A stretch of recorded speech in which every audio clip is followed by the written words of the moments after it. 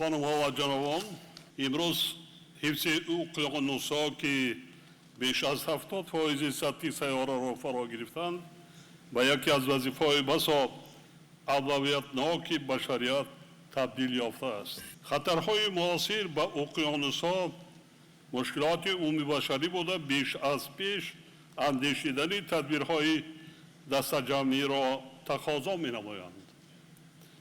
گرچند جمهوری تاجیکستان بی‌واسطه به اقیانوس‌ها علاقه‌مند نباشد هم در پیشبرد روزنامه آب و اقلیم نقش کلیدی دارد. تشبس‌های گلوبالی تاجیکستان بخصوص در دایره روند آب دوشنبه در دوام 12 ساله کشورهای عضو سازمان ملل و نهادهای آن ساختارهای منطقوی و بین المللی و مالیوی جامعه شهروندی جهت محاکمه مشکلات گلوبالی آب و دریافت راه‌های حل آنها به هم می‌آورد.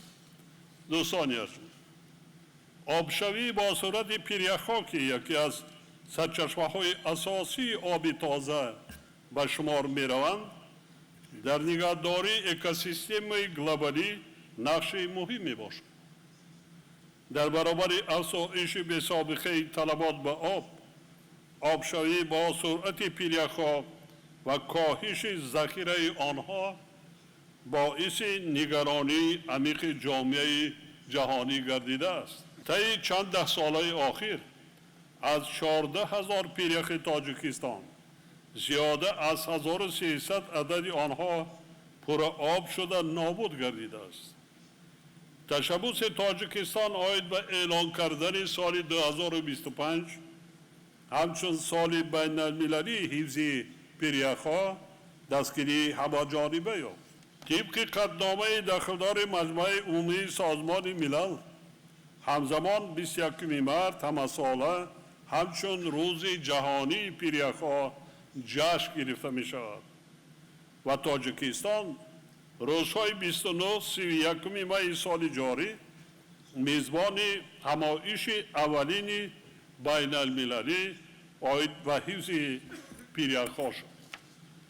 چاره‌بینی مذکور با در نظر داشت آبشوی با سرعت پیریخ‌ها با یک پلتفرم مهم برای بررسی تدبیرهای مشترک برای حل این مسئله تبدیل یافت. حاضرین گرامی، حفظ اقیانوس و ذخیره‌های آبی وظیفه تمام کشورهای جهان بوده. تنها توسط اندیشیدن تدبیرهای مشترک و برآمدن همکاری بین المللی عملی شده میتواند. در این زمینه پیشنهاد مینمایم که برای حفظ اکوسیستم‌های ساحلی و بحری و منطقه‌های تشکل منبع‌های آب تازه تعداد فاندهای گلوبالی ارزان کرده شوند. اطمینان دارم که چاره‌بینی امروزه برای تطبیق عهده‌داری‌های نو در سمت حفظ اقیانوس و موجودات زیرآبی زمینه پایدار و استوار خواهد گذاشت. از توجهتان سپاسگزارم.